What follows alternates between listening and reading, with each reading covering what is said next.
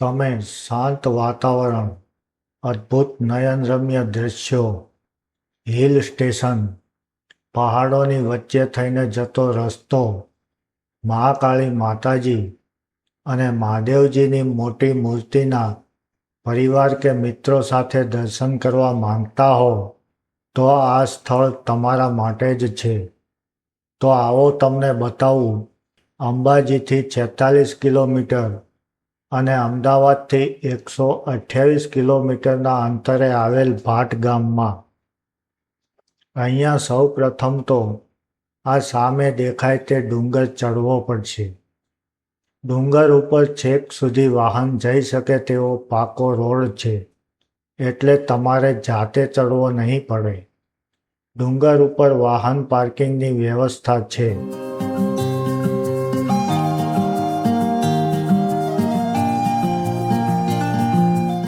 જેવા તમે વાહનમાંથી ઉતરો છો તેવા જ સામે મહાદેવજીની મોટી ભવ્ય મૂર્તિના દર્શન થાય છે.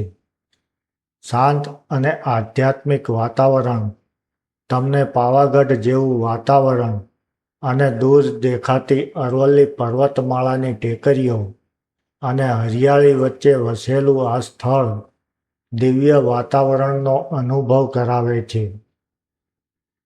મહાદેવજીની મૂર્તિની બાજુમાં પગથિયા ચડીને ઉપર જતા મહાકાળી માતાજીનું શિખરબંધ મંદિર છે. મંદિર પરિસર મોટું હોવાથી અહીંયા તમે આરામથી બેસી શકો છો અને માતાજીના દર્શન પણ કરી શકો છો. અહીંયાનું મંદિર ભવ્ય અને શાંત છે તથા આજુબાજુ પથરાળ બહુલ પ્રદેશ સાથે ભળી જાય છે. મંદિર પરિસરમાંથી દેખાતી પર્વતમાળા, લીલીછમ હરિયાળી તમને અહીંયા 2-3 કલાક રોકી રાખવા માટે મજબૂર કરે છે. અહીંયા તમને ભક્તિ અને કુદરતી સૌંદર્યનો સંગમ જોવા મળે છે.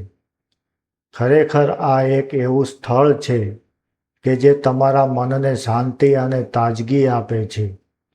તમે પરિવાર કે મિત્રો સાથે મિની પાવાગઢ આવો છો તો આધ્યાત્મિકતા, પ્રકૃતિ અને શહેરની ભાગદોડ જિંદગીથી આરામનો ત્રિવેણી સંગમ પૂરો પાડે છે.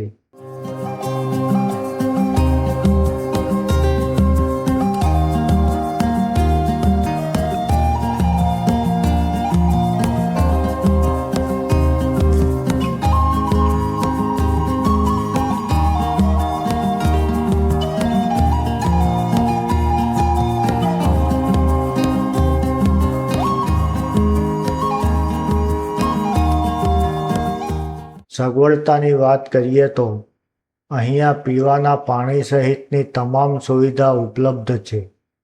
મંદિર પરિસરમાં કોઈ દુકાન ન હોવાથી જો તમારે પ્રસાદ ધરાવવો હોય તો નીચે ગામમાંથી લાવવો પડશે. હવે વાત કરીએ અહીંયા પહોંચવું કેવી રીતે. તો અમદાવાદથી વિસનગર, ખેરાલુ, ડભોડા થઈ મહાકાળી માતાજીના મંદિરે પહોંચી શકાય છે, જે 128 કિલોમીટર છે. અને જો તમે અંબાજી બાજુથી આવતા હો તો દાંતા, જસવંતગઢ, આંબાઘાટા થઈને મહાકાળી માતાજીના મંદિરે પહોંચી શકો છો, જે 46 કિલોમીટર છે. તો આ હતી આજની સફર. આ જગ્યા તમને કેવી લાગી તે નીચે કોમેન્ટમાં લખતા જજો. ફરી મળીશું એક આવી જ નવી જગ્યાએ.